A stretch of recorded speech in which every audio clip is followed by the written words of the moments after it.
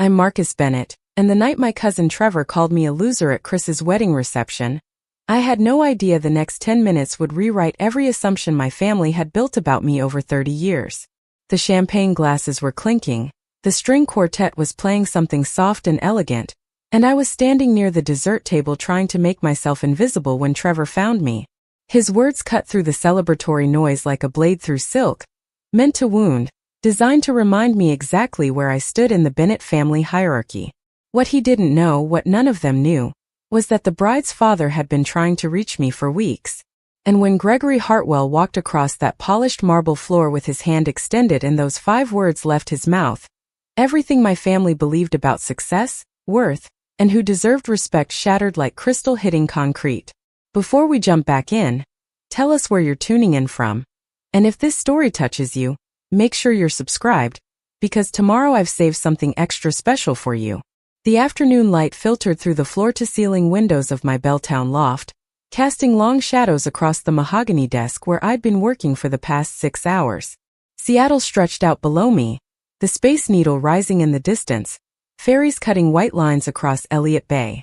This view had cost me everything I had 5 years ago, but it represented something more than real estate. It was proof that I'd built something real, something solid, even if the people who shared my last name had no idea it existed. My laptop screen glowed with the latest portfolio analysis, 17 companies across 6 industries, each one handpicked, funded, and guided by the firm I'd founded from nothing. Bennett Capital Partners had become one of the most selective venture capital operations in the Pacific Northwest, known not just for identifying promising startups, but for placing the right executive talent at exactly the right moment. We didn't just invest money, we invested leadership. And that distinction had made all the difference. My phone buzzed against the wooden surface, the vibration breaking my concentration. A text from my mother appeared on the screen, her words carrying that particular tone of forced cheerfulness that always preceded family obligations. Christopher's wedding is 3 weeks away. Your father and I assume you'll be attending.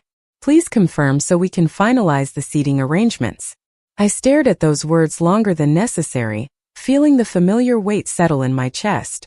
Christopher was Trevor's younger brother, the golden child who'd followed every expected path, checked every traditional box, made every choice that earned approving nods at Bennett family gatherings.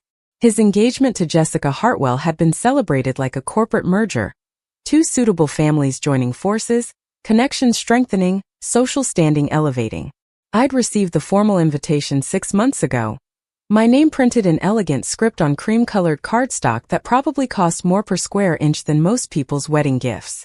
But in all the family group chats, all the planning discussions, all the excited phone calls about venues and flower arrangements and menu selections, my presence had been treated as an afterthought, a checkbox to mark for completion's sake. I typed a simple response confirming I'd attend, then set the phone down and returned to the spreadsheet in front of me. Numbers didn't carry subtext. Financial projections didn't require me to decode hidden meanings or navigate the unspoken hierarchy of family dynamics. Here, in this space I'd carved out for myself, success was measurable, achievement was quantifiable, and worth wasn't determined by how well you performed at Sunday dinners or whether you chosen the right graduate school or married into the right family. The irony wasn't lost on me. While my relatives gathered for holidays and dissected my life choices over expensive wine, cataloging my failures and shaking their heads at my unconventional path, I was building something they couldn't begin to comprehend. After graduating from University of Washington with a degree in economics, I'd taken a position at a mid-sized investment firm where I'd quickly realized that traditional finance wasn't interested in innovation. They wanted safe bets, proven models, established patterns. I wanted to find the ideas that would reshape industries. So I'd left, scraped together seed capital from 3 brave investors who believed in my vision, and launched Bennett Capital Partners from a shared office space in Pioneer Square with nothing but a business plan and an absolute refusal to play it safe. The first 2 years had nearly broken me. Long stretches where I lived on ramen and black coffee, where every pitch meeting felt like begging, where my family's skepticism felt like a physical weight pressing down on every decision. My father had made his disappointment clear over a tense dinner at their Bellevue home, his voice carrying that particular sharpness he reserved for what he considered poor judgment. You had a stable position, Marcus. Benefits. A clear career trajectory. This venture capital fantasy is exactly that, a fantasy. You're gambling with your future while your cousins are building real careers. I'd absorbed those words in silence, offered no defense, made no argument. What could I say that would penetrate the conviction that success only looked one way, followed one path, produced one specific type of outcome? So I'd stopped trying to explain. Stopped sharing updates about the firm's progress. Stopped hoping they might ask questions or show interest or acknowledge that maybe possibly I knew what I was doing. The silence had grown over years, thickening into an impenetrable barrier where my professional life existed in a completely separate dimension from my family life. They knew I worked in finance, some vague understanding that I did something with investments, but the specifics remained mysterious because I'd learned that sharing them only invited judgment, comparison, or thinly veiled suggestions that it still wasn't too late to pursue something more conventional. 3 years ago, everything had shifted. We'd placed a CEO at a struggling biotech startup that had developed promising cancer treatment protocols, but lacked the leadership to navigate FDA approval processes and scale production. The executive we brought in had pharmaceutical experience, regulatory expertise, and the vision to see past the immediate obstacles to the company's genuine potential. Within 18 months, they'd secured approval, partnered with 3 major hospital networks, and quintupled their valuation. Bennett Capital Partners' stake in that company alone had generated returns that eclipsed what most traditional investment firms made in 5 years. But I hadn't told my family. Hadn't mentioned it at Thanksgiving when Trevor was holding court about his promotion to senior associate at his law firm. Hadn't brought it up at Christmas when my Aunt Carol was praising her daughter's acceptance to medical school. Hadn't shared it during the spring gathering when everyone was discussing Christopher's engagement and the Hartwell family's impressive connections. What would have been the point? They'd already decided who I was in their narrative. The risky one. The unconventional one. The one who'd strayed from the approved Bennett family path, and would probably regret it eventually. My phone buzzed again, this time with an email notification. The subject line made my pulse quicken slightly. Fortune magazine interview request regarding your inclusion in their 40 Under 40 Finance Innovators list. I opened the message and scanned the details. They wanted to feature Bennett Capital Partners' unique approach to executive placement and venture funding, highlighting how we disrupted traditional investment models by treating leadership as the primary asset rather than an afterthought. The interview was scheduled for next week, and they'd already confirmed the list would be published in their September issue, hitting newsstands 2 weeks before Christopher's wedding. I closed the laptop and walked to the window, pressing my palm against the cool glass. This kind of recognition would make everything public. Not just my success, but the scale of it. The Fortune list wasn't some minor industry publication. It was mainstream visibility, the kind of exposure that reached far beyond finance circles into general public awareness. My family would see it. Not through me telling them, but through other people mentioning it, through colleagues and friends and distant acquaintances sending congratulations, through the unavoidable spread of information in the digital age where privacy was a quaint concept and achievements were broadcast whether you wanted them to be or not. Part of me felt relief. The secret I'd been carrying, this parallel life I'd built in silence, would finally emerge not through my own announcement but through external validation that couldn't be dismissed or minimized. Another part of me felt dread, knowing that this revelation wouldn't land as celebration within my family, but as disruption, complication, something that required management and explanation and probably resentment. The Seattle skyline blurred slightly as the sun dropped toward the Olympics, painting the sky in shades of orange and purple that seemed almost artificial in their intensity. I'd chosen this city specifically because it wasn't where I'd grown up, wasn't saturated with family history and childhood memories, and the weight of expectations I could never quite meet. Here, I'd been able to construct an identity based entirely on what I'd built rather than what I'd inherited or who I was related to or which boxes I'd checked on the approved life path checklist. Tomorrow I'd meet with James Patterson, my business partner and the only person outside my professional circle, who understood the full scope of what Bennett Capital Partners had become. We'd discuss the Fortune interview, strategize about the publicity, plan for the inevitable questions and attention. But tonight, standing in this space I'd created, looking out at a city that had given me the anonymity to become exactly who I was meant to be. Preparing and narrating this story took us a lot of time, so if you are enjoying it, subscribe to our channel, it means a lot to us. Now back to the story. I allowed myself to acknowledge the truth I'd been avoiding. Everything was about to change, and there was no controlling how my family would respond when they finally understood what they'd been dismissing all these years. The next morning arrived with typical Seattle weather, clouds hanging low and heavy, threatening rain that might or might not materialize. I dressed carefully for my meeting with James, choosing a navy suit that struck the right balance between professional authority and understated confidence. Our offices were located in South Lake Union, occupying the entire third floor of a modern building that housed several successful tech companies and offered views of Lake Union that our clients found appropriately impressive without being ostentatious. Rachel Kim, our director of executive placement, was already at her desk when I arrived, her workspace organized with the meticulous precision that made her exceptional at matching leadership talent with company needs. She glanced up as I passed, offering a knowing smile. Saw the Fortune email. Congratulations, Marcus. This is going to change everything. I nodded, not trusting myself to articulate the complicated mixture of pride and apprehension churning in my chest. James was in the conference room, reviewing portfolios spread across the glass table. His reading glasses perched on his nose in that absent-minded way that made him look more like a professor than a venture capitalist. He'd been the first person to believe in my vision, the first investor willing to bet on an unproven model, and over 5 years he'd become not just a business partner but the closest thing I had to family who actually understood what I'd built. We spent 2 hours discussing strategy, analyzing which aspects of our approach to emphasize in the Fortune interview, debating how much to reveal about our current portfolio and future plans. James advocated for complete transparency, arguing that our success spoke for itself, and there was no benefit to false modesty. I found myself hesitating, old habits of privacy and self-protection rising instinctively to the surface. Eventually we compromised on an approach that would be honest about our achievements, while maintaining some strategic discretion about specific companies and upcoming deals.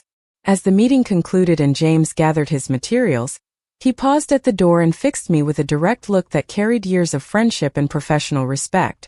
Marcus, whatever complicated feelings you have about your family seeing this, remember something. You didn't build Bennett Capital Partners for their approval. You built it despite their lack of it. That's a far more impressive achievement. His words settled into the silence after he left, echoing in the empty conference room like a truth I'd known but never quite articulated. The Fortune interview took place the following Tuesday in a coffee shop near Pike Place Market, the journalist arriving with a recorder and a list of questions that revealed she'd done thorough research. We talked for 90 minutes about my approach to venture capital, the philosophy behind treating executive placement as the primary value add rather than just capital injection, the companies we transformed through strategic leadership changes. She asked about my background, my education, what had driven me to start the firm. I gave her the professional version of my story, the narrative scrubbed clean of family disappointment and personal doubt, presenting a trajectory that sounded inevitable, rather than hard one. When she asked if I came from an entrepreneurial family, I hesitated for just a fraction of a second before answering that I'd chosen my own path. It was technically true, even if it omitted the context that made that choice feel less like freedom and more like necessity. The article would run in 3 weeks, she told me as we concluded, and they'd send advance copies for fact-checking. I thanked her and walked back to the office through streets crowded with tourists and local workers, the familiar smell of salt water and coffee mixing in the air, feeling like I'd just set something irreversible in motion. The Fortune magazine arrived at my loft on a Thursday afternoon, delivered in a plain manila envelope that felt heavier than it should. I set it on my kitchen counter and stared at it for a full minute before opening it, knowing that once I broke that seal, there was no returning to the anonymity I'd maintained for so long. The glossy cover featured a tech entrepreneur I vaguely recognized, but when I flipped to the table of contents, there it was in clean sans serif type. Finance's New Guard, page 47. My hands remained steady as I turned to the article, but my heartbeat accelerated in a way that felt disproportionate to the simple act of reading words about myself. The piece opened with a photograph they'd taken during our second meeting, me standing in our conference room with Lake Union visible through the windows behind me, arms crossed, expression serious but not severe. The caption read, Marcus Bennett, 32, founder of Bennett Capital Partners, has redefined venture capital by placing leadership before capital. The article itself was thorough and generous, detailing our approach with the kind of specificity that made it clear the journalist had understood not just what we did but why it mattered. She'd included quotes from CEOs we'd placed, testimonials from company founders whose struggling startups had transformed into industry leaders under the guidance of executives we'd identified and recruited. The numbers were there too, impossible to dismiss or downplay.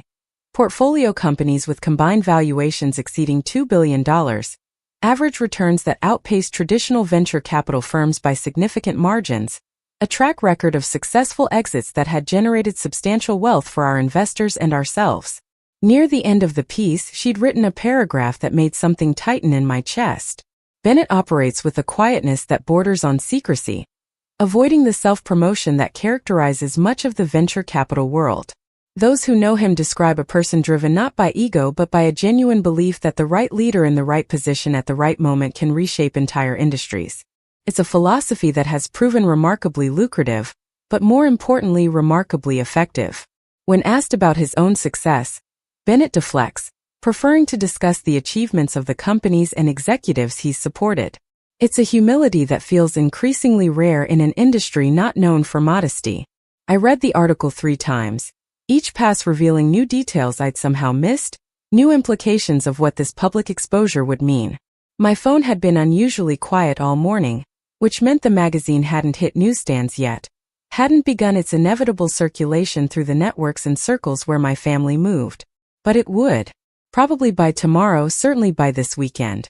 The news would spread the way all news spread in the digital age, through forwarded links and social media shares and text messages with screenshots attached.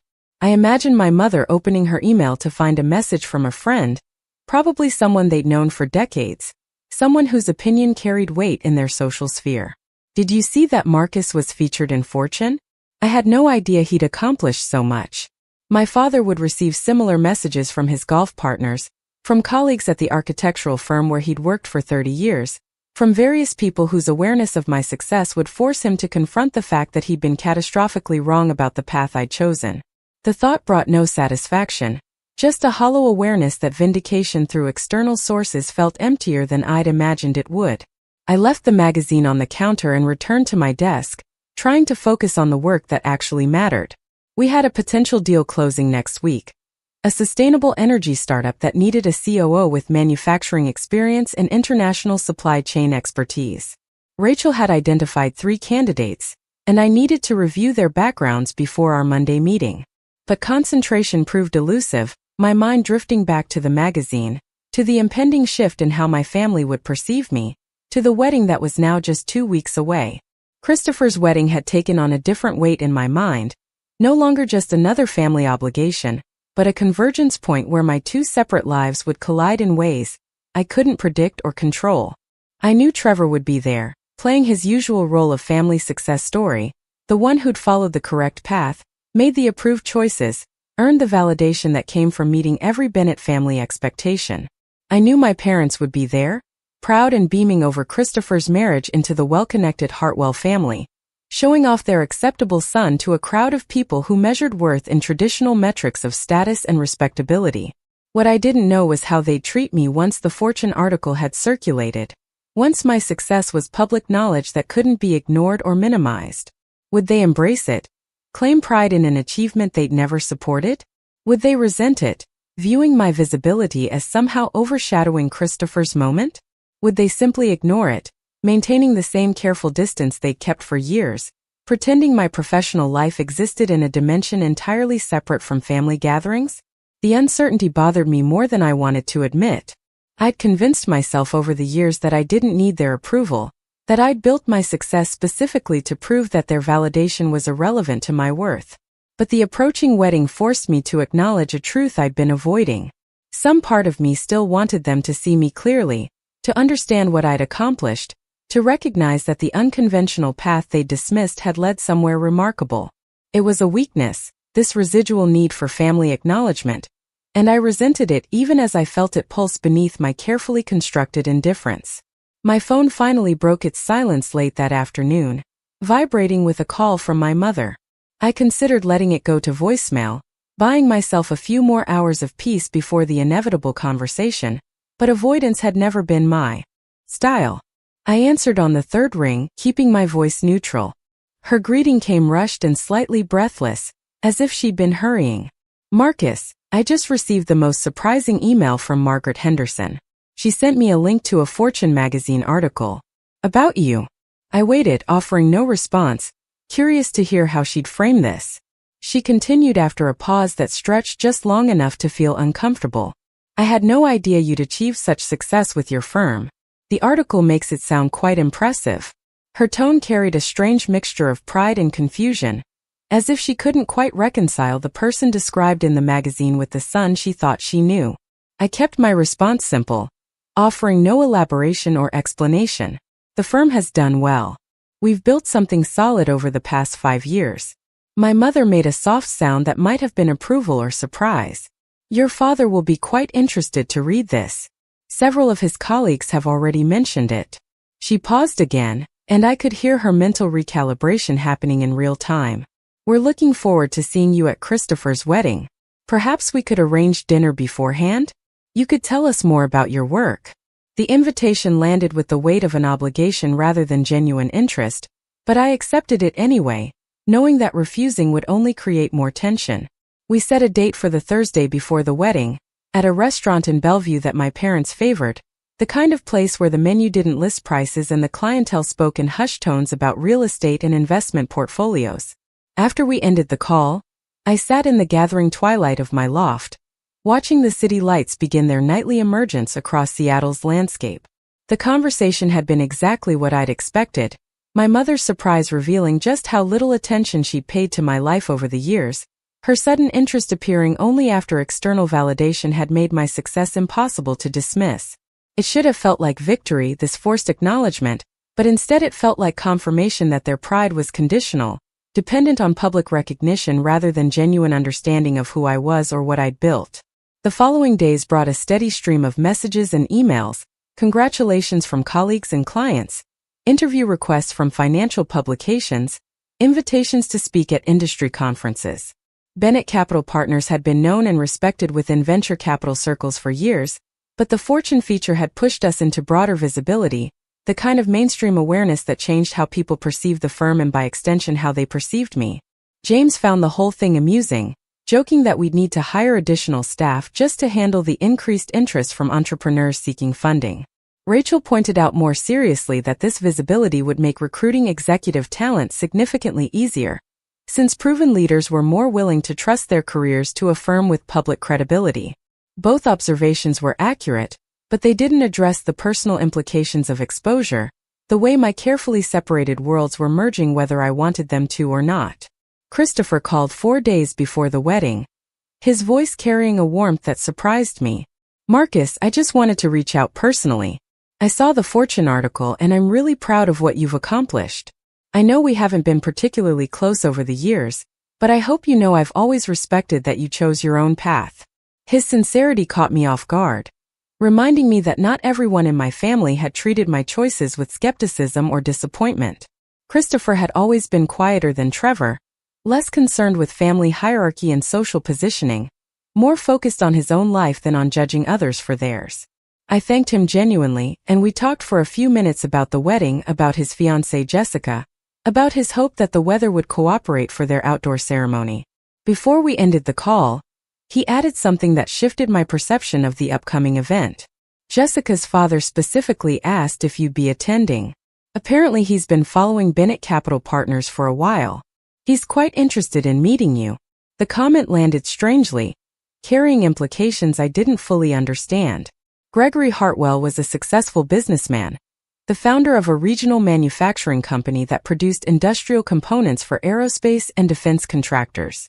I knew the basics from wedding-related conversations, but I'd never imagined he'd have any awareness of my work or interest in meeting me. The dinner with my parents arrived with the inevitability of a scheduled medical procedure, something to endure rather than enjoy.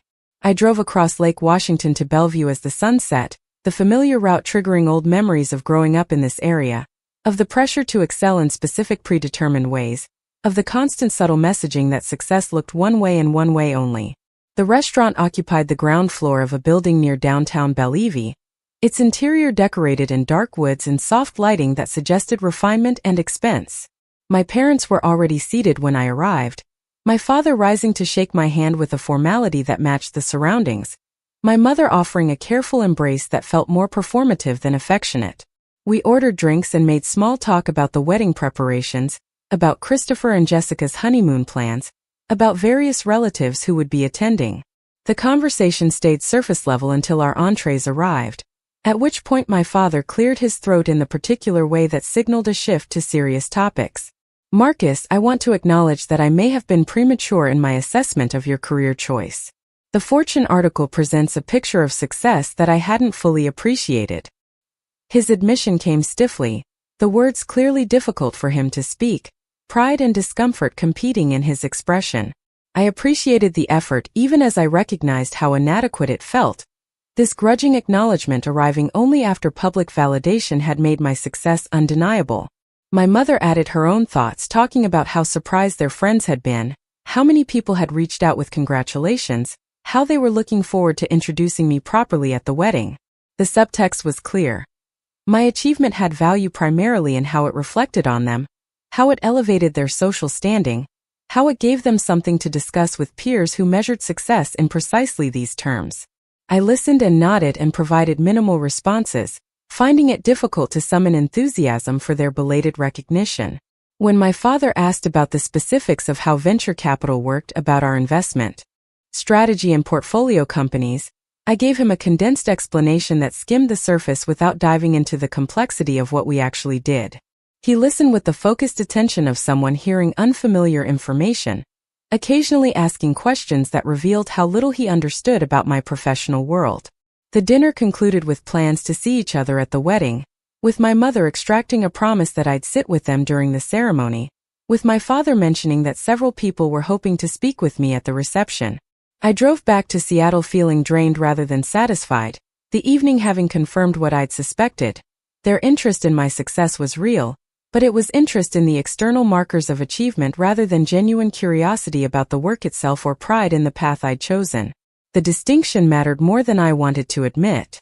That night I stood at my window overlooking Seattle, the magazine still sitting on my kitchen counter where I'd left it, and allowed myself to acknowledge a truth I'd been avoiding. The Fortune article hadn't changed anything fundamental about my relationship with my family. It had simply forced them to recalibrate their narrative, to incorporate my success into their understanding of who I was.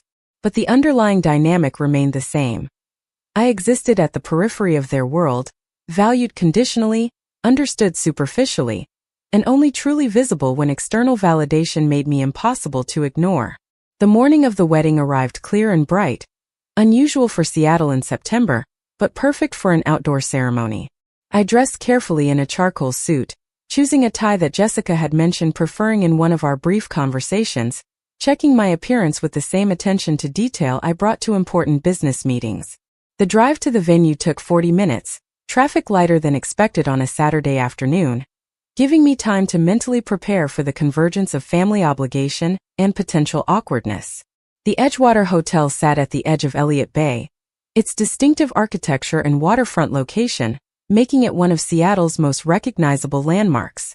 Christopher and Jessica had reserved the entire pier for their ceremony and reception, white chairs arranged in neat rows facing the water, an arbor decorated with late summer flowers positioned where the Olympic Mountains provided a dramatic backdrop. Guests were already arriving as I pulled into the parking area, well-dressed people moving in small groups toward the ceremony space, their voices carrying excitement and celebration across the warm afternoon air. I recognized relatives immediately, aunts and uncles I saw once or twice a year, cousins I'd grown up with but rarely spoke to anymore. The extended Bennett family network assembled to witness Christopher's marriage into a family they considered appropriately prestigious. My presence drew immediate attention, people approaching with congratulations about the Fortune article, with questions about my firm, with comments about how impressive it was that I'd built such success.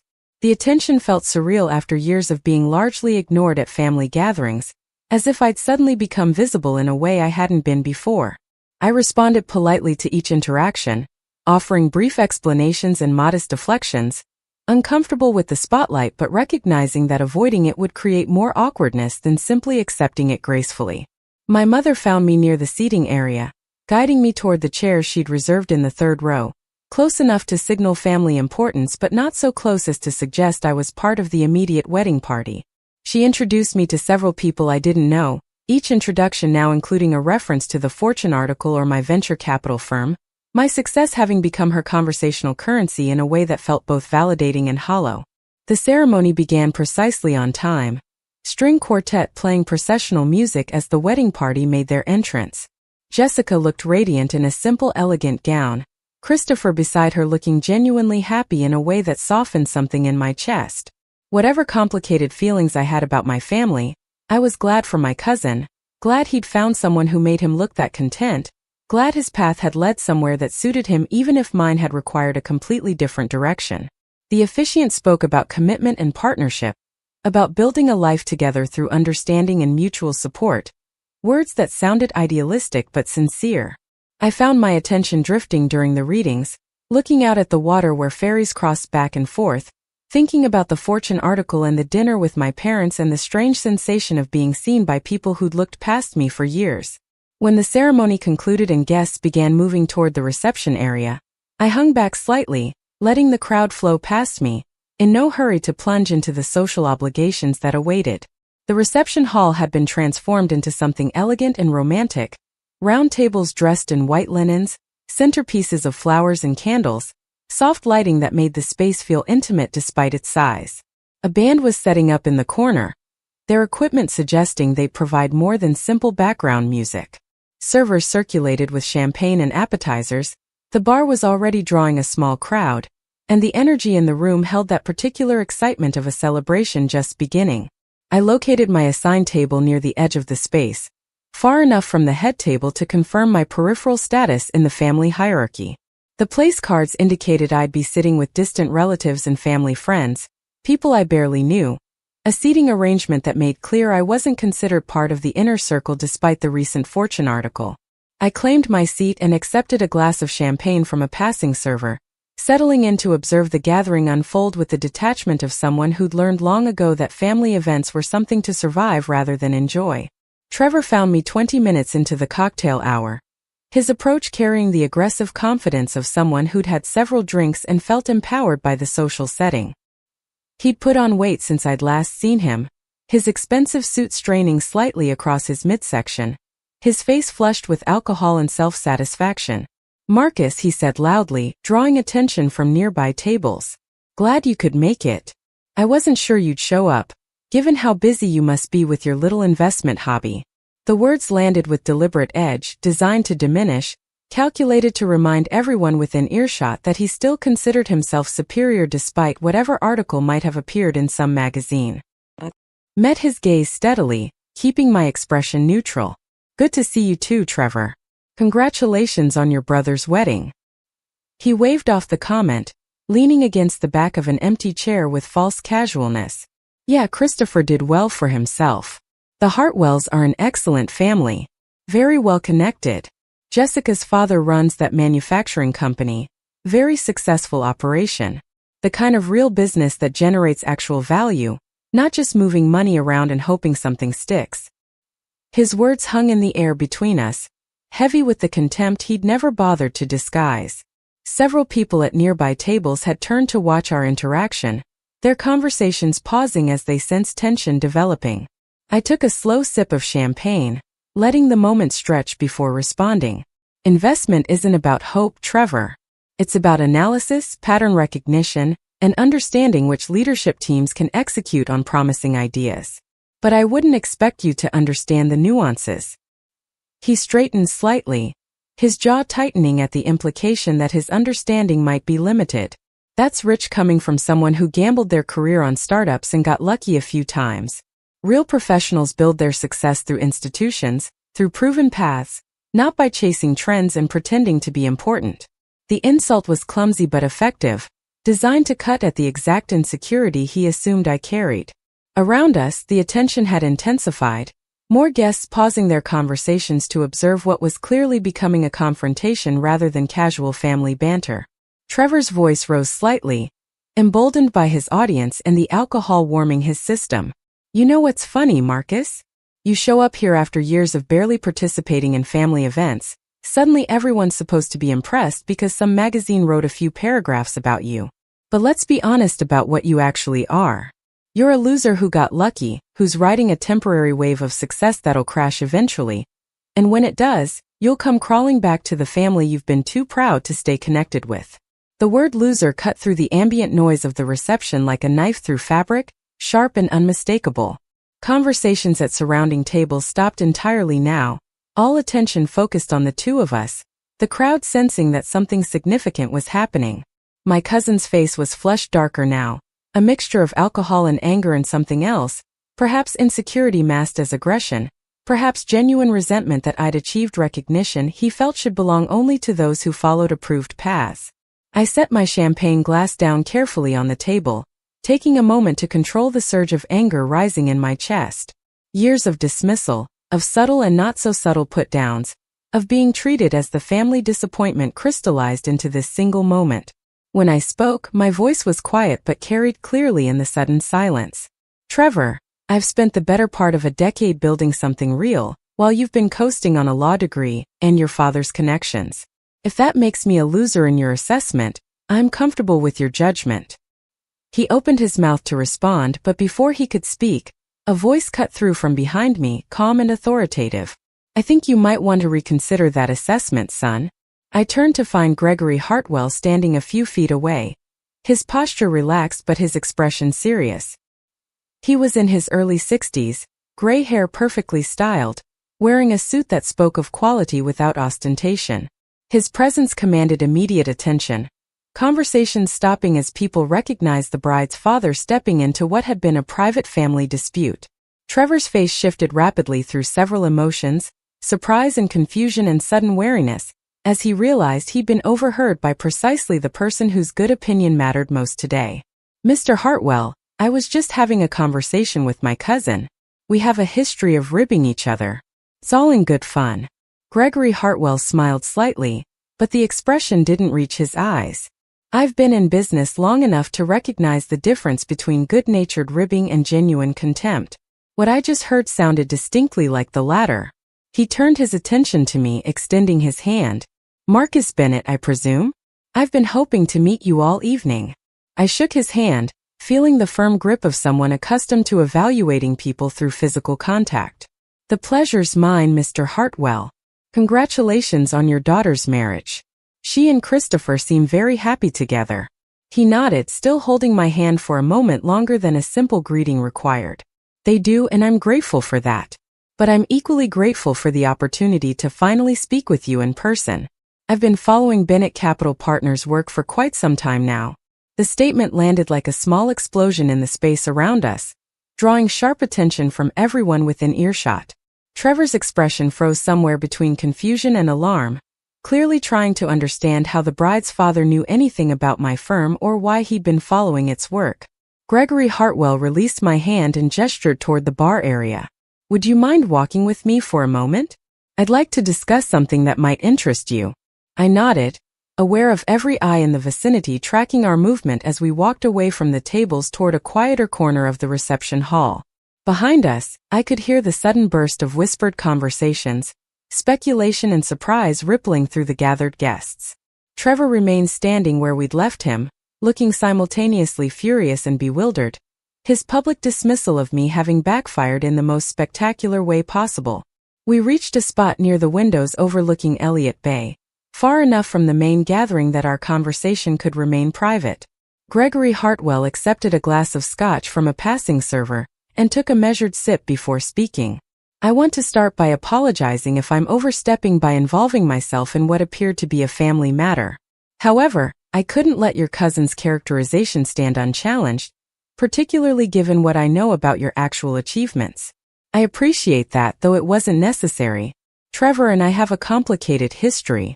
Family dynamics are rarely simple. He smiled at that, a genuine expression this time. That's certainly true. But let me be direct about why I wanted to speak with you. Hartwell Manufacturing has been watching the venture capital landscape carefully for the past 2 years. We're at a point where expansion requires not just capital but strategic guidance, particularly in identifying the right leadership for our planned aerospace division. Your firm's approach to executive placement has caught our attention. Specifically, the revelation shifted the entire context of our conversation, transforming what I'd assumed was polite interest into a potential business discussion.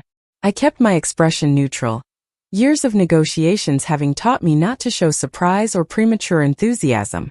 Bennett Capital Partners works primarily with earlier stage companies, though we've handled several growth stage investments. What scale of expansion are you considering? He outlined the basics of Hartwell Manufacturing's situation, describing a successful regional company that had reached the limitations of its current leadership structure. They needed a president for the new aerospace division, someone with industry experience, military contracting knowledge, and the vision to build something substantial from their existing capabilities. The position represented a significant opportunity for the right executive, but finding that person required exactly the kind of strategic talent identification that Bennett Capital Partners had become known for. As he spoke, I felt the familiar analytical machinery in my mind engaging, sorting through my mental database of executives and leaders, considering who might fit the profile he was describing. This was my element, the place where years of experience and carefully cultivated instincts came together to solve complex human capital problems. I've been trying to reach you for the past 6 weeks, Gregory continued, his tone carrying mild frustration. Your office is remarkably difficult to penetrate. I left 3 messages with your assistant, sent 2 emails that may have been filtered into spam, and was beginning to think I'd need to show up at your office building with a written invitation. The admission surprised me, though it shouldn't have. Rachel screened our inquiries carefully, protecting my time from the constant stream of requests and pitches that arrived daily.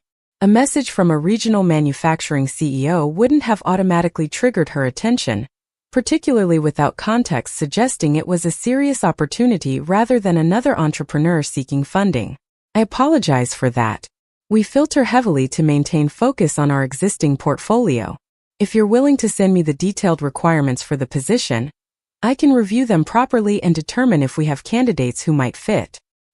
He pulled a business card from his pocket and handed it to me, the simple cardstock bearing his contact information without excessive decoration.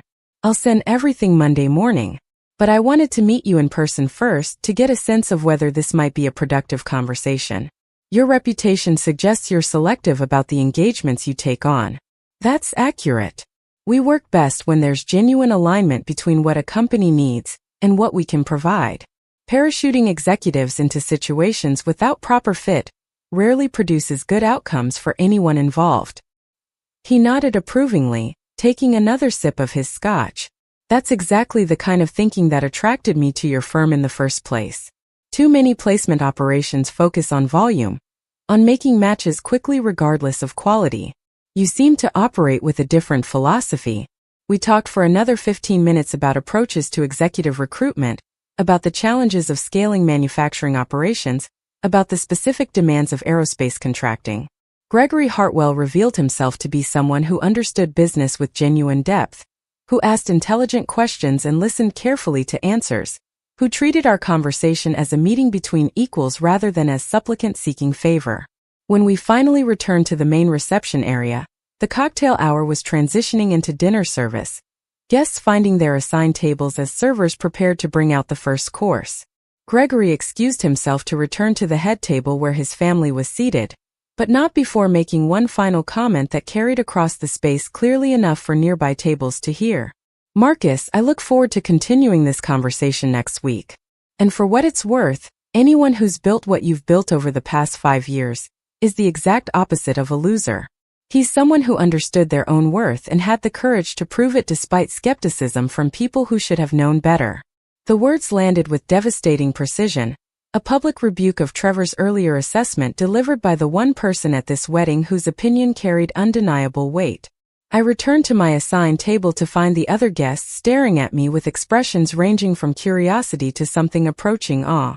The woman seated to my left, a friend of my aunt's whose name I'd already forgotten, leaned over immediately. What was that about? Gregory Hartwell just spent 20 minutes talking with you like you were the most important person at this reception.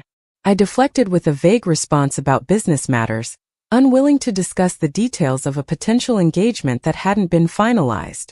But around the table, I could see the recalibration happening. these distant relatives and family friends suddenly viewing me through a completely different lens. The Fortune article had established my success in abstract terms, words on a page describing achievements they couldn't fully evaluate. But Gregory Hartwell's public attention had translated that success into concrete social capital they could understand and measure. Dinner proceeded with carefully orchestrated elegance, courses arriving at precise intervals, toasts delivered by Christopher's best man and Jessica's maid of honor, the bride and groom making their rounds to greet guests at each table. When they reached ours, Christopher embraced me warmly, thanking me for attending, while Jessica surprised me with genuine enthusiasm about the potential business connection with her father. "He's been talking about reaching out to you for weeks," she said, her smile bright and unguarded.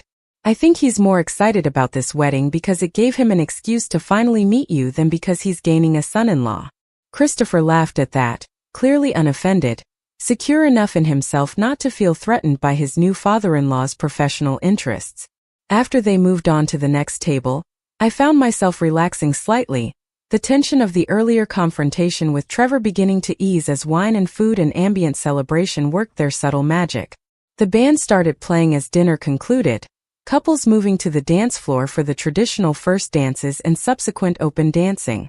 I remained at my table, content to observe rather than participate, nursing a glass of red wine, and watching the celebration unfold with the detachment of someone who existed at the edges rather than the center. My parents appeared briefly, my mother asking if everything was all right after my conversation with Gregory Hartwell, my father mentioning that several people had asked him about my firm.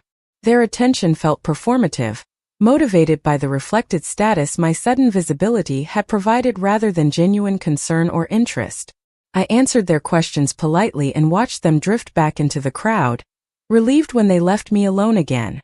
Trevor remained conspicuously absent from my vicinity for the rest of the evening, though I caught sight of him several times across the reception hall, his posture stiff and his expression dark.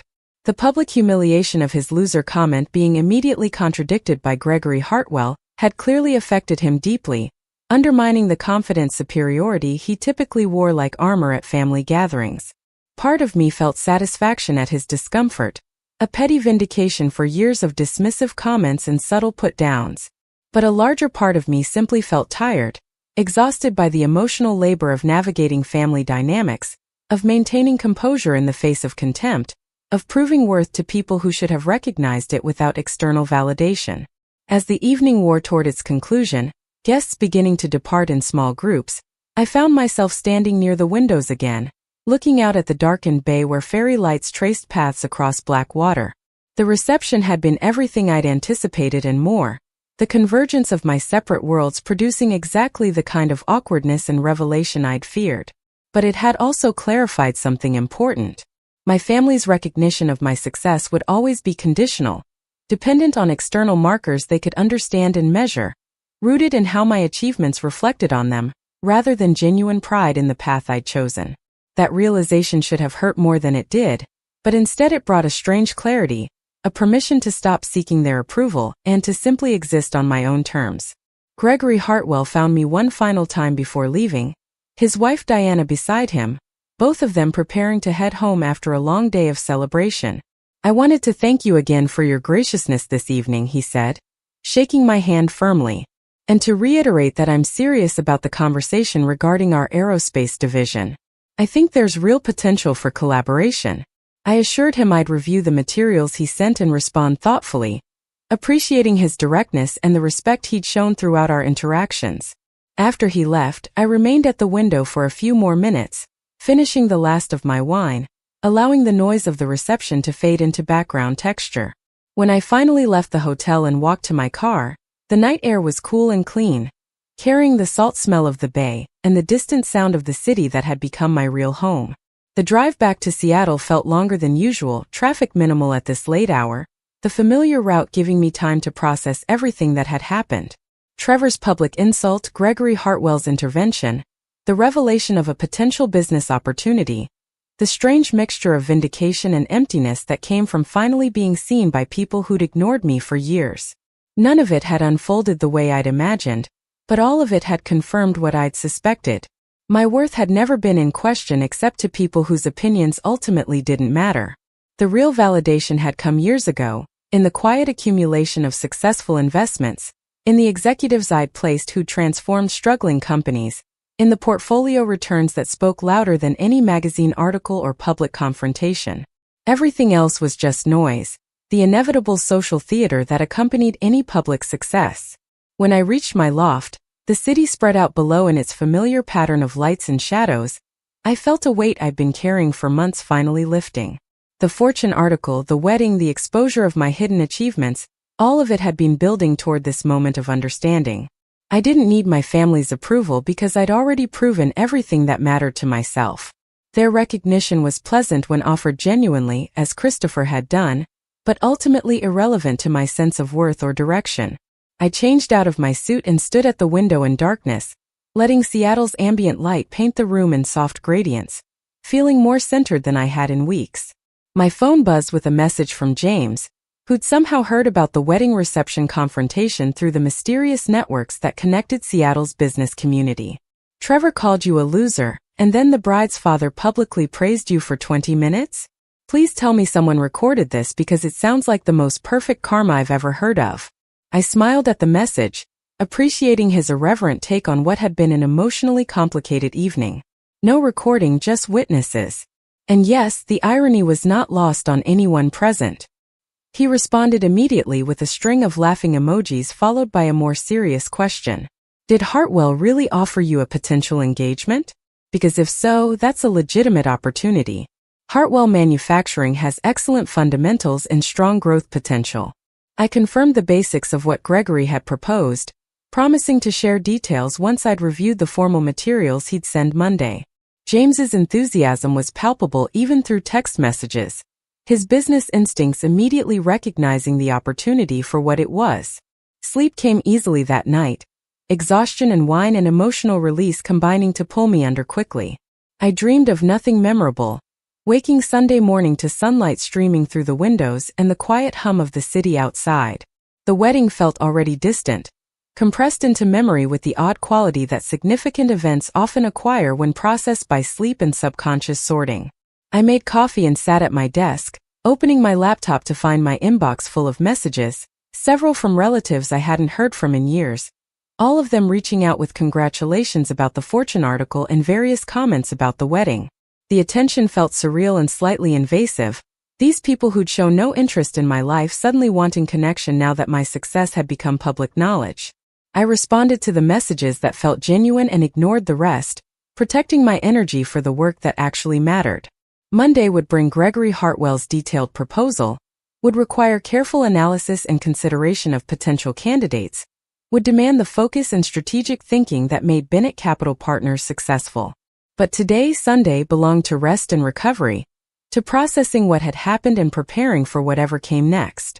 I spent the afternoon reading, catching up on industry publications and research reports, letting my mind engage with problems that had clear solutions and measurable outcomes. As evening approached and the sun dropped toward the Olympics, painting the sky in shades of amber and rose, I felt ready for the next phase of whatever story I was living. The following weeks would prove transformative in ways I couldn't predict from the relative calm of that Sunday evening. Gregory Hartwell's proposal would arrive Monday morning as promised, comprehensive and professional, outlining an opportunity that would challenge Bennett Capital Partners in exactly the ways we needed to continue growing. The executive search would consume significant time and resources, requiring me to leverage every connection and instinct I developed over years of work. But beyond the business implications, something else had shifted. The wedding had forced a reckoning with family dynamics I'd been avoiding, had brought into sharp focus the conditional nature of their acceptance, had clarified that seeking their approval was ultimately a losing proposition. That clarity, uncomfortable as it was, felt liberating in ways I was only beginning to understand. Trevor never directly addressed the wedding confrontation, though I heard through family channels that he'd been noticeably subdued in the days following the reception. My parents sent an email thanking me for attending and mentioning that several people had spoken highly of me, their pride now apparently established enough to warrant acknowledgement.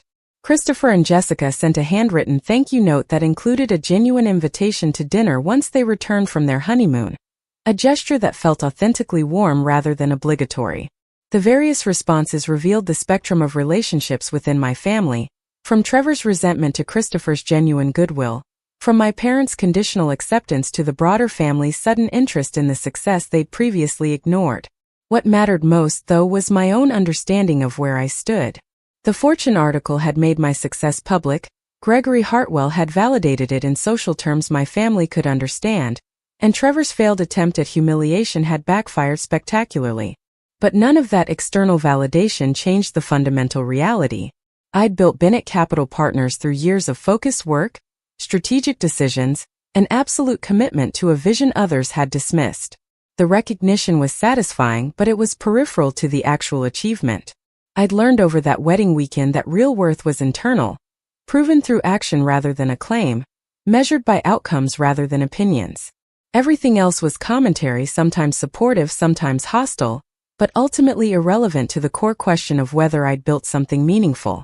The proposal from Gregory Hartwell arrived at precisely 9 o'clock Monday morning, delivered as a comprehensive PDF that demonstrated the kind of thoroughness I'd come to expect from successful business leaders. I sat at my desk with coffee steaming beside my laptop, the Seattle morning gray and misty beyond my windows, and began reading through the 40-page document that outlined Hartwell Manufacturing's vision for their aerospace division. The detail was impressive: market analysis supporting their expansion strategy, financial projections that appeared conservative rather than optimistic, organizational charts showing where the new division president would fit within their existing structure. Gregory had done his homework, anticipating the questions I'd ask and providing answers before I needed to formulate them. This wasn't a casual inquiry or a speculative reach. This was a carefully considered strategic move by a company that understood exactly what they needed and had identified Binnett Capital Partners as the solution. I forwarded the document to Rachel with a note asking her to begin preliminary candidate research, then called James to discuss the opportunity in detail. He answered on the second ring, his voice carrying the energy of someone already several hours into their workday. "Tell me this is about the Hartwell engagement because I've been thinking about it all weekend." I confirmed and spent the next 30 minutes walking him through the specifics, describing the scope of what Gregory was requesting, the timeline they were working within, the compensation package they were prepared to offer the right executive. James listened with the focused attention he brought to significant opportunities, occasionally interrupting with questions that cut to the heart of potential challenges. His conclusion matched my own initial assessment. "This is substantial, Marcus. If we place the right person and the aerospace division performs according to their projections, it positions us for follow-on work with their expanded operations. Plus, success here gives us credibility in the manufacturing sector we haven't had before." The strategic implications extended beyond this single engagement, opening pathways into industries where Binnett Capital Partners had limited presence. Our portfolio leaned heavily toward technology and healthcare, sectors where our network was deep and our track record strong. Manufacturing represented a different ecosystem, one where executive needs and success metrics followed patterns we understood conceptually, but hadn't worked within directly. Gregory Hartwell's engagement offered an entry point, a chance to prove our methodology translated across industries, to demonstrate that our approach to leadership placement wasn't sector-specific, but rather based on fundamental principles of matching capability to opportunity. The potential excited me in ways I hadn't felt about a project in months, the combination of challenge and strategic importance, activating the part of my brain that had driven me to start Binnett Capital Partners in the first place. Rachel's preliminary research arrived by early afternoon, a spreadsheet listing 17 potential candidates who met the basic criteria Gregory had outlined. Each name came with abbreviated notes about their background, current position, and why they might be suitable for consideration. I reviewed the list carefully, immediately eliminating 6 candidates whose experience was either too narrow or too disconnected from the specific challenges Hartwell Manufacturing would face. That left 11 possibilities, a manageable number to research more deeply, to reach out to through back channels, to evaluate not just for technical qualifications but for cultural fit and leadership philosophy. The process would take weeks, required discretion to avoid alerting competitors or creating unnecessary market noise, demanded the kind of patient systematic investigation that separated effective executive placement from simple resume matching. Over the following days, I immersed myself in the search with an intensity that surprised even me. Mornings began with, Research, reading through industry publications and trade journals, tracking career movements and company performance metrics, building a detailed picture of the aerospace manufacturing landscape. Afternoons involve conversations, careful outreach to contacts who might know candidates personally, informal discussions with executives who weren't themselves possibilities but could provide insights into who was. Rachel coordinated the logistics, scheduling meetings and managing information flow, her organizational precision ensuring nothing fell through the cracks. James handled our existing portfolio, freeing me to focus almost exclusively on the Hartwell engagement, recognizing that success here could reshape Bennett Capital Partners' trajectory in significant ways. The search narrowed gradually, 17 candidates becoming 11, then 7, then 4 finalists who warranted serious consideration. Each brought different strengths and potential drawbacks, different leadership styles and track records.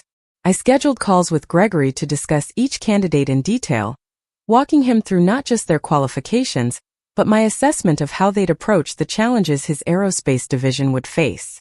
These conversations revealed depths to Gregory's thinking I hadn't fully appreciated during our wedding reception discussion. He asked questions that probed not just capability but character, wanted to understand not just what executives had achieved, but how they'd achieved it, cared deeply about building an organizational culture that aligned with Hartwell Manufacturing's values while pushing into new territory. His thoughtfulness reminded me why I'd been drawn to this work in the first place: the opportunity to solve complex human puzzles that had profound business implications. During this intensive period, my family receded into background noise, their presence in my life reduced to occasional text messages and forwarded emails. My mother sent an article about venture capital trends with a note saying she'd been reading more about my industry, an effort that felt genuine even if belated.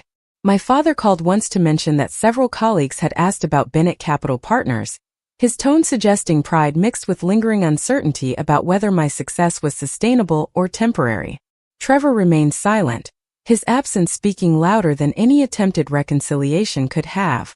Christopher and Jessica returned from their honeymoon and sent that promised dinner invitation, suggesting a date 3 weeks out when their schedules settled. I accepted, appreciating their consistency, their willingness to maintain connection without the complicated weight that characterized my relationships with other family members. The turning point in the Hartwell search came during a video call with the third finalist, a woman named Catherine Reeves who'd spent 15 years rising through the ranks at a major aerospace contractor, before leaving to run operations at a smaller advanced materials company. Her background was technically impressive, hitting every requirement Gregory had outlined, but what struck me during our conversation was something less quantifiable. She talked about leadership with a philosophical depth that suggested years of reflection, describing her role not as commanding subordinates, but as creating conditions where talented people could do their best work. When I asked about her approach to entering a new organization, she spoke about listening before acting, about understanding existing culture before attempting to reshape it, about the importance of early wins that built credibility without alienating established teams.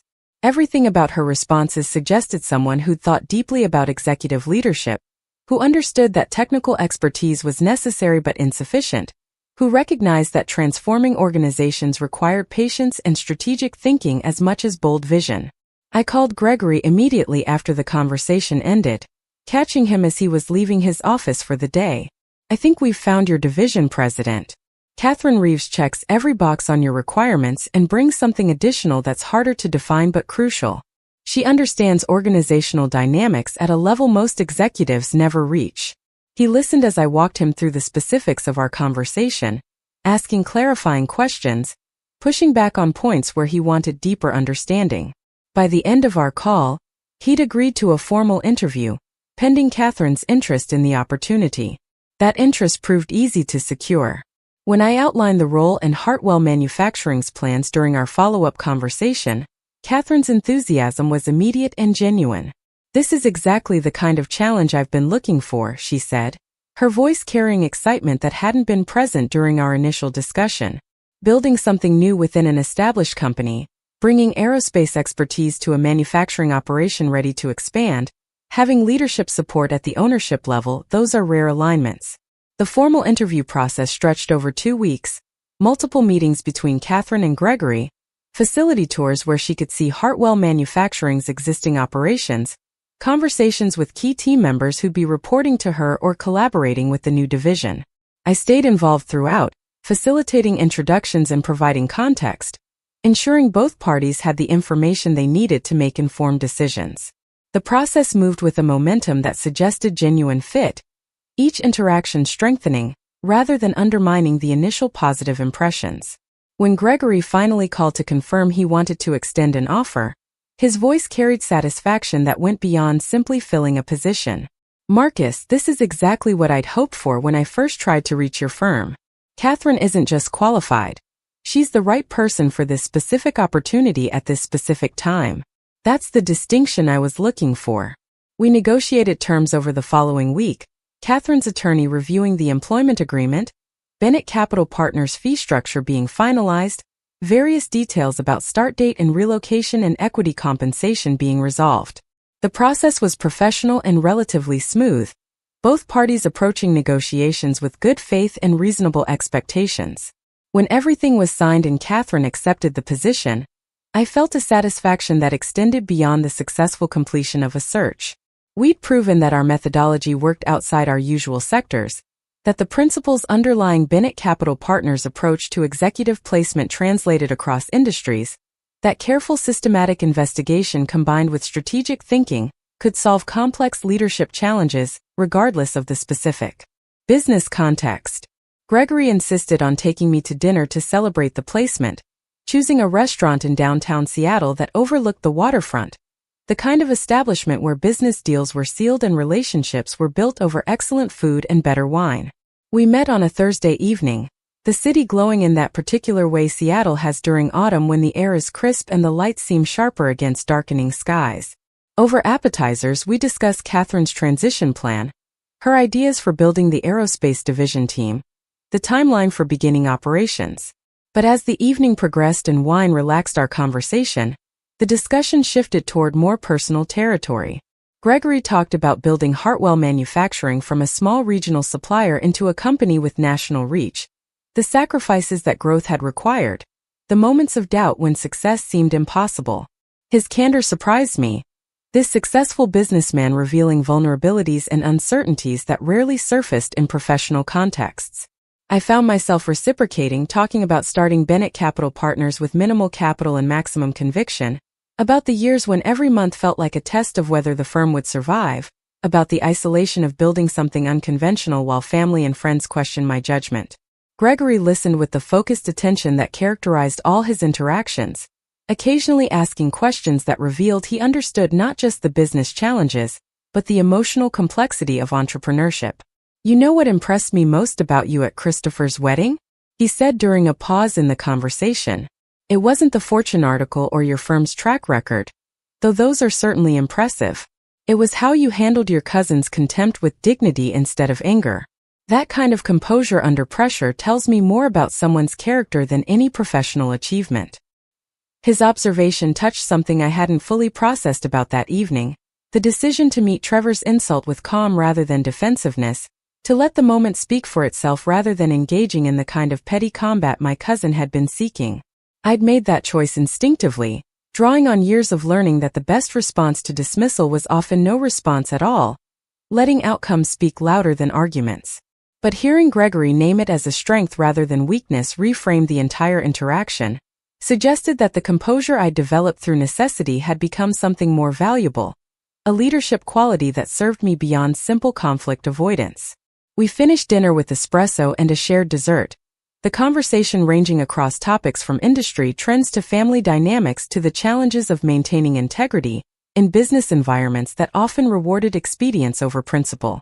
When we finally left the restaurant and stood on the sidewalk in cool autumn air, Gregory shook my hand with warmth that transcended professional courtesy. "This has been the beginning of something valuable, Marcus. I hope we'll have opportunities to work together again in the future." The weeks following Catherine's placement brought a shift in how Bennett Capital Partners was perceived within Seattle's business community. Word spread about the successful Hartwell Manufacturing engagement, the story taking on mythological qualities as it passed through various networks and conversations. The narrative people told emphasized Gregory Hartwell's public recognition of my worth at the wedding, Trevor's humiliation, The dramatic arc from family disappointment to professional validation. I found the simplified version both amusing and frustrating. The way complex reality had been compressed into an easily digestible story about underdogs and vindication. But I couldn't deny the practical benefits. Our phone started ringing with inquiries from manufacturing companies and industrial operations that had previously seemed beyond our reach. Executives in those sectors expressing interest in being part of our network. Investors asking about opportunities to participate in our fund.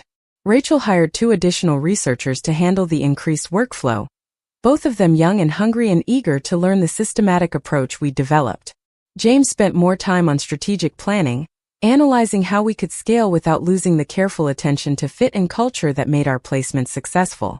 I found myself in the unusual position of having to turn down opportunities, recognizing that growth for its own sake would undermine the very qualities that had made Bennett Capital Partners effective. We remained selective, taking engagements only when we believed we could genuinely add value, maintaining the standards that had defined us from the beginning. The discipline felt right even as it meant passing on lucrative opportunities, staying true to principles that mattered more than short-term revenue. My family's response to these developments evolved gradually, moving from surprise to something approaching genuine pride. My mother started calling more frequently, asking questions about specific deals that had been covered in business publications, showing interest that seemed authentic rather than performative. My father invited me to speak at a professional development event his firm was hosting, introducing me with a warmth I hadn't heard in years.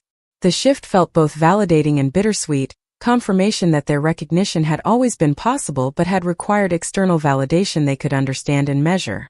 I accepted their renewed attention with caution, appreciating the improvement while remaining aware that the fundamental dynamic hadn't changed. Their pride was still conditional, still dependent on markers of success they deemed legitimate, still rooted more in how my achievements reflected on them than in genuine understanding of the work itself. Christopher and Jessica's dinner invitation materialized 6 weeks after their wedding, a casual evening at their new apartment in Capitol Hill where we ate takeout Thai food and talked about everything except business. Christopher asked about the Hartwell engagement with genuine curiosity, wanting to understand the process of executive placement, interested in the strategic thinking behind matching leaders to opportunities. Jessica shared stories from her new position at a nonprofit arts organization, her enthusiasm infectious as she described programs they were developing. The evening felt easy in a way family gatherings rarely did for me, free from the competitive undercurrents and unspoken judgments that characterized larger Bennett family events. As I drove home that night, I realized that this kind of relationship, modest and genuine and unencumbered by complicated history, was what family connection could look like when both parties approached it with good faith and reasonable expectations. The holiday season arrived with its usual demands and obligations, the Bennett family planning their traditional Thanksgiving gathering at my parents' Bellevue home. My mother called 3 weeks in advance to confirm my attendance, her voice carrying a hopefulness that suggested she recognized how easily I could decline. I agreed to attend, motivated partly by genuine desire to see Christopher and the few relatives I actually enjoyed, partly by curiosity about how the family dynamics would play out now that my success was undeniable even by their measures. The gathering itself proved less awkward than I'd feared. Relatives treating me with a respect that hadn't existed at previous events, conversations focusing on Bennett Capital Partners' recent successes, people asking questions that suggested genuine interest rather than polite obligation. Trevor remained cordially distant, offering a brief greeting but avoiding extended interaction, his pride apparently still wounded enough to prevent reconciliation. The most significant moment came late in the evening, after most guests had left and only immediate family remained. My father asked me to join him in his study, the wood-paneled room where he delivered so many lectures about responsibility and proper life choices over the years. I followed him with some trepidation, uncertain what this private conversation would reveal. He poured 2 glasses of bourbon and handed me one, gesturing toward the leather chairs positioned near his desk. "I owe you an apology," he began without preamble, his directness catching me off guard. "I spent years telling you that your path was wrong, that you were making mistakes, that you should choose something more conventional. I was wrong, and more importantly, I was dismissive of your judgment and vision in ways that damaged our relationship. I'm sorry for that." The apology landed with surprising weight, its sincerity evident in his posture and tone. I'd imagined various scenarios for how my father might eventually acknowledge his misjudgment, but I'd never expected something this direct and unequivocal. I accepted the apology carefully, not wanting to diminish it but also not willing to pretend the years of dismissal hadn't left marks. What matters is where we go from here. I'd like to have a relationship that isn't contingent on whether my choices align with your expectations. He nodded slowly, taking a sip of bourbon before responding. I'd like that too. And I'd like to understand your work better. Not just the outcomes but the thinking behind it. If you're willing to share that occasionally, I'd appreciate the opportunity to learn. The conversation continued for another hour, ranging across topics we'd never discussed openly, touching on regrets and missed opportunities, acknowledging the ways we'd both contributed to the distance between us. It wasn't a complete healing. Years of accumulated hurt couldn't dissolve in a single conversation, but it was a beginning, a foundation on which something more substantial might eventually be built. Winter settled over Seattle with the gray persistent rain that defined the season, the city becoming softer and more intimate in the reduced light. Bennett Capital Partners continued its trajectory, new engagements flowing from the visibility the Hartwell placement had generated, our portfolio companies performing well enough to generate strong returns for investors. Rachel's team had grown to 5 researchers. James was exploring opportunities to launch a second fund focused specifically on growth stage companies, and I found myself spending more time on strategic planning than on individual deals. The shift felt natural, the evolution of a founder's role as an organization matured, but it also created space to think about what I wanted Bennett Capital Partners to become beyond simply successful. We'd proven we could identify promising companies and place effective leaders. The question now was what larger impact we wanted to have, what legacy we hoped to build beyond financial returns and professional recognition. I spent long evenings at my desk considering these questions, looking out at Seattle's lights and thinking about purpose and meaning, and whether success measured purely in monetary terms was ultimately satisfying. The Fortune article and wedding confrontation felt increasingly distant, compressed into memory with the odd quality that significant events acquire once their immediate intensity fades. What remained was the fundamental understanding I'd gained through those experiences, the clarity about who I was and what mattered and how I wanted to move through the world. My worth wasn't contingent on family approval or public recognition or external validation of any kind. It existed in the work itself, in the companies transformed through strategic leadership, in the executives whose careers flourished because we'd connected them with the right opportunities, in the portfolio companies that succeeded because we provided not just capital but strategic guidance at crucial moments.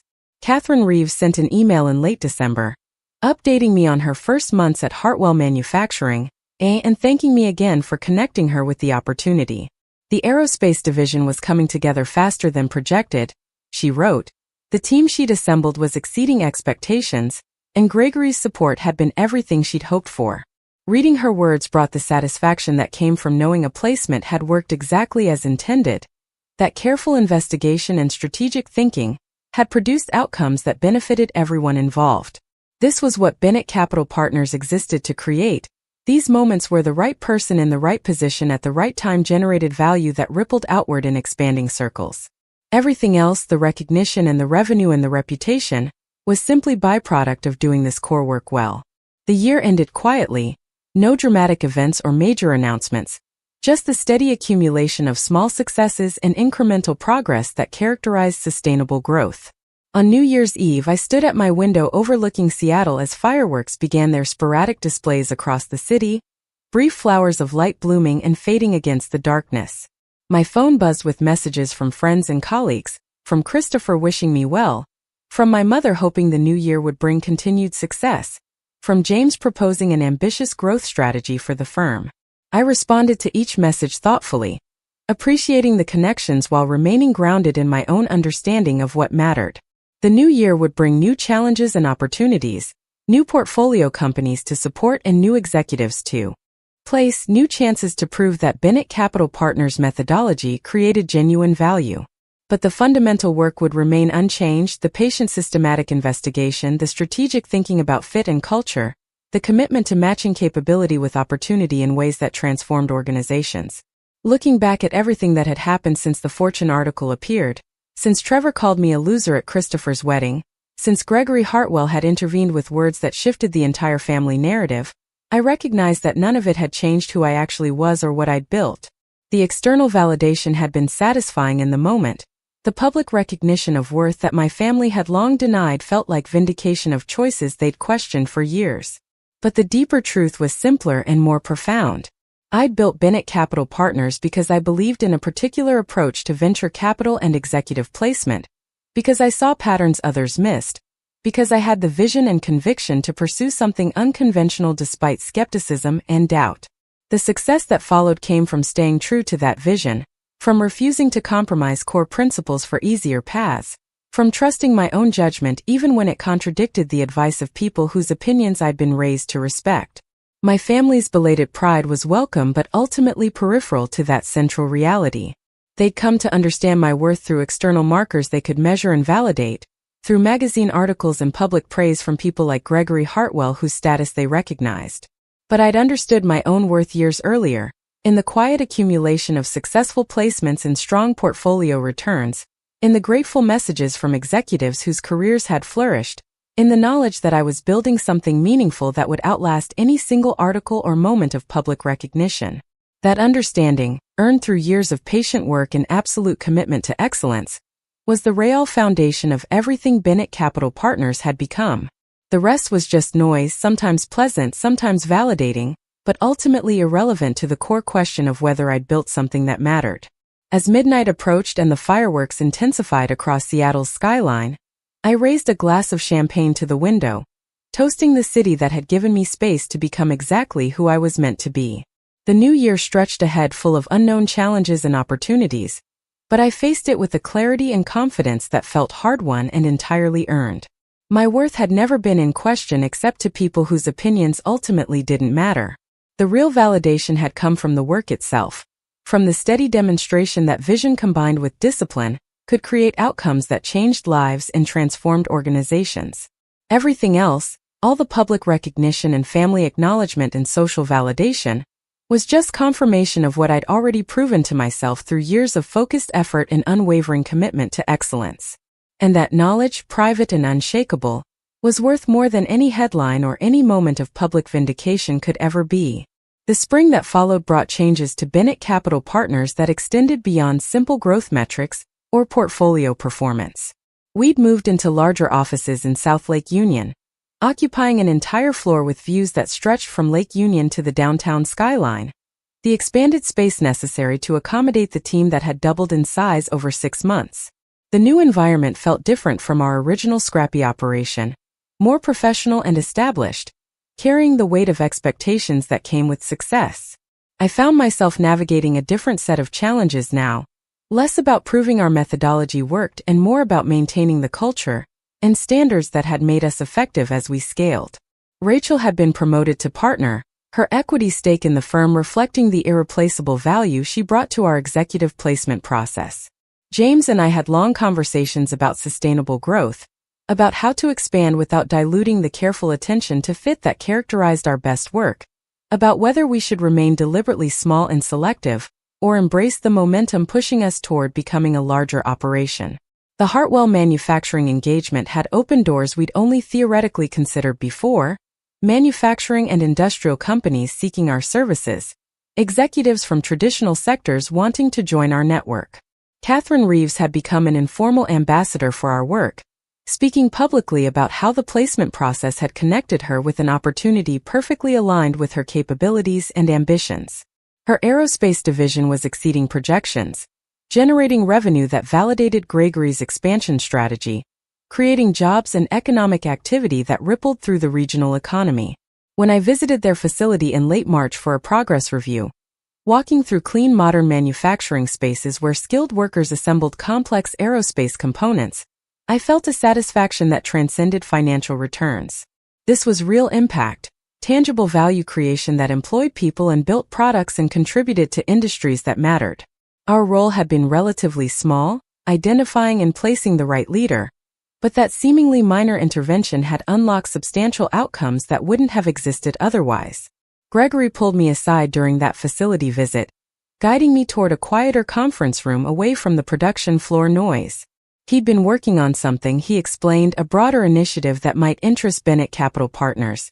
Hartwell Manufacturing was considering acquisitions, smaller companies with complementary capabilities that could be integrated into their operations. But he didn't want to simply buy companies and absorb them. He wanted to identify operations with strong fundamentals but weak leadership, acquire them strategically, and transform them through executive talent similar to what we'd done with Catherine. The vision was ambitious, essentially creating a systematic approach to industrial consolidation driven by leadership transformation rather than traditional cost synergies. Would Bennett Capital Partners consider partnering on something like that, providing the executive talent component, while Hartwell Manufacturing handled acquisition and operational integration? The proposal was unlike anything we'd done before, requiring capabilities we'd need to develop, demanding a level of commitment that would reshape our business model in significant ways. I told Gregory the first needed time to consider the implications, to discuss with James and Rachel whether this aligned with where we wanted Bennett Capital Partners to go. The conversation occupied my mind during the drive back to Seattle, the proposal's potential competing with concerns about overextension and mission drift. We'd built our reputation on careful selective work, taking engagements only when we believed we could genuinely add value, maintaining standards that prioritize quality over volume. Gregory's vision would require scale and speed we'd never attempted, would push us into operational territory beyond pure executive placement, would test whether our methodology could work under different constraints and pressures. But it also represented exactly the kind of systematic transformation opportunity that had motivated me to start the firm initially, the chance to prove that strategic leadership placement could reshape entire industries rather than just individual companies. The partnership discussion with James and Rachel stretched over multiple meetings, each of us bringing different perspectives and concerns. James saw enormous financial potential, the opportunity to participate in value creation at a scale we'd never accessed through traditional venture capital. Rachel worried about operational complexity, questioning whether we had the infrastructure to support multiple simultaneous searches while maintaining our quality standards. I found myself torn between excitement about the strategic possibilities and caution about taking on commitments that might compromise what made Bennett Capital Partners effective. We brought in an outside consultant who specialized in professional services firm growth, seeking perspective untainted by our own proximity to the decision. Her analysis was thoughtful and nuanced, identifying both substantial opportunities and legitimate risks, ultimately concluding that success would depend on whether we could build systems that preserved our core methodology while operating at greater scale. After 6 weeks of analysis and discussion, we decided to pursue a modified version of Gregory's proposal, committing to partner on 3 pilot acquisitions over 18 months. The limited scope would let us test the model, develop necessary capabilities, and assess whether this direction aligned with our strengths and values before committing to something larger. Gregory accepted the phased approach, appreciating our caution and the strategic thinking behind starting small. We formalized the arrangement through a detailed partnership agreement that outlined responsibilities, compensation structures, and decision-making processes. The legal work consumed weeks, attorneys on both sides negotiating terms that protected their clients while enabling genuine collaboration. When we finally signed the agreement in late May, I felt both excitement and trepidation, aware that we'd committed to something that would either prove transformative or reveal limitations we hadn't anticipated. My family's presence in my life had settled into a new equilibrium during these months, relationships that felt more authentic than they had in years, but still carried the weight of complicated history. My father and I had lunch monthly now, conversations that ranged beyond business into more personal territory, slowly building the kind of connection that had been absent since I'd left for college. My mother had started attending some of Bennett Capital Partners' public events, sitting in audiences when I spoke at conferences, her presence feeling supportive rather than evaluative. Christopher and Jessica had become genuine friends, the 4 of us occasionally joining James and his wife for dinners where business talk was explicitly banned in favor of discussions about books and travel, and the challenges of maintaining relationships amid demanding careers. Even Trevor had attempted reconciliation of sorts, sending an email 6 months after the wedding that acknowledged his behavior had been inappropriate and expressed hope we could move past the tension. I'd responded briefly, accepting the apology without committing to deeper reconnection, content to let time and consistent positive interactions gradually rebuild whatever relationship was possible. The first acquisition target under our partnership with Hartwell Manufacturing emerged in June, a small precision machining company in Oregon that produced components for medical device manufacturers. The company had solid customer relationships and quality products, but had struggled financially due to leadership problems, the founder's children having taken over management without the necessary skills or experience. Gregory's team had identified the opportunity and negotiated acquisition terms, leaving Bennett Capital Partners responsible for finding an operations executive who could stabilize the situation and position the company for growth. The search proved more challenging than I'd anticipated, requiring someone with both technical manufacturing expertise and the interpersonal skills to navigate a family business transition, capable of implementing needed changes while respecting the legacy the founder had built. Rachel's team identified 12 potential candidates initially, but after detailed investigation, only 3 seemed genuinely suited for the unique challenges this situation presented. The eventual placement was a man named Robert Chun, a manufacturing executive who'd spent his career turning around struggling operations, someone who combined technical competence with unusual emotional intelligence and a track record of successful family business transitions.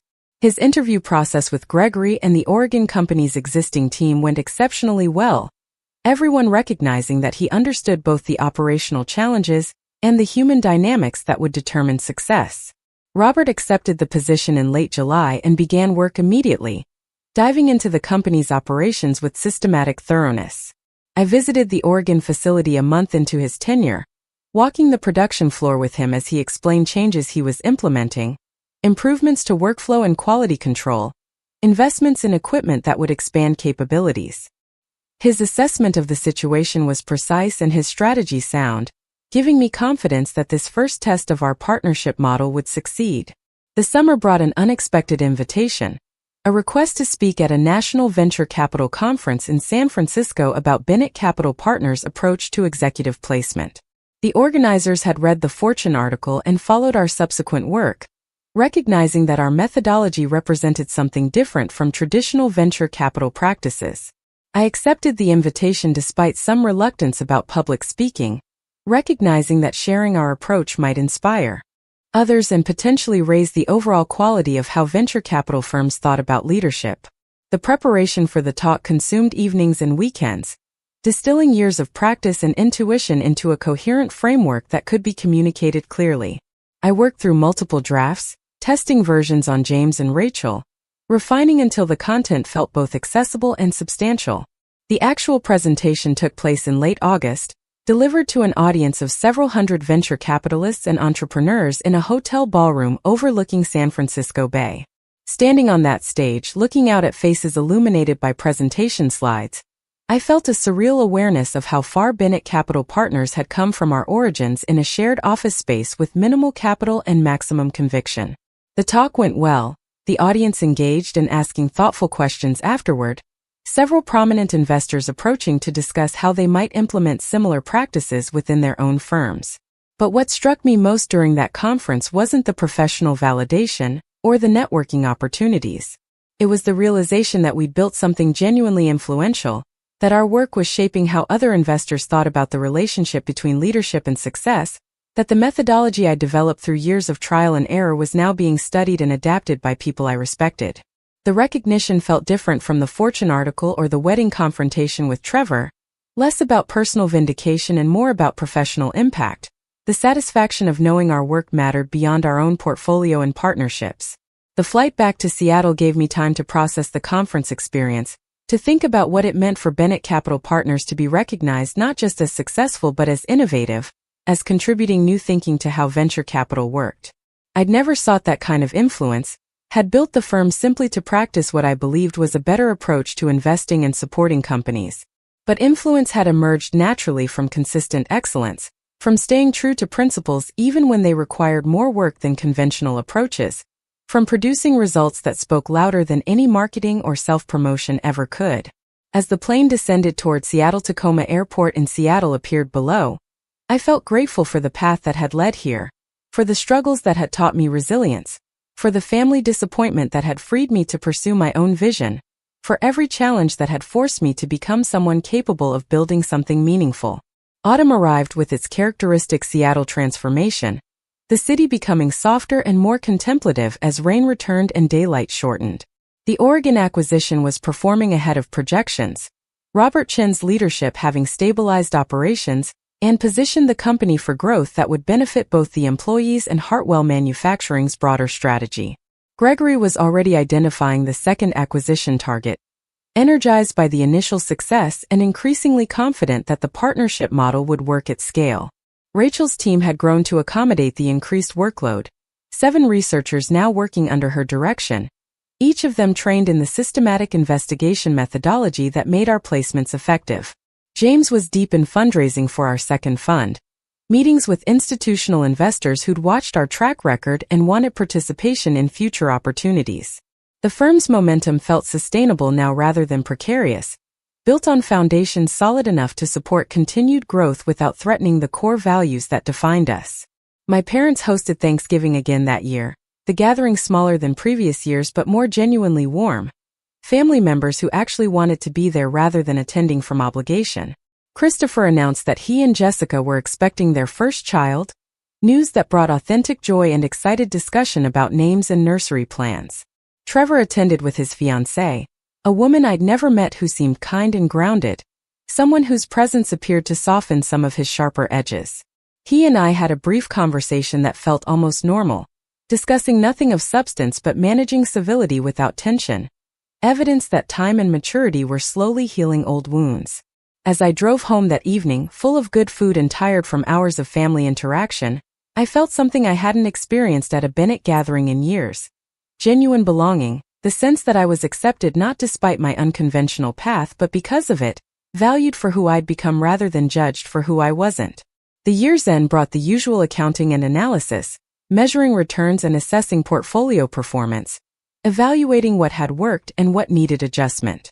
Bennett Capital Partners had posted our strongest year yet, both in financial returns and in less quantifiable measures of impact and influence. The Hartwell partnership was proving successful beyond initial expectations, our placement methodology translating effectively to the acquisition context Gregory had envisioned. The team we'd built was functioning well, culture remaining strong despite the growth that often diluted organizational values. And personally, I'd found a kind of peace with my family that I'd stopped believing was possible, relationships that felt authentic rather than performative, connection based on mutual respect rather than conditional approval. On New Year's Eve, I found myself at the same window where I'd stood 12 months earlier, watching fireworks bloom across Seattle's skyline, reflecting on how much had changed while the fundamentals remained constant.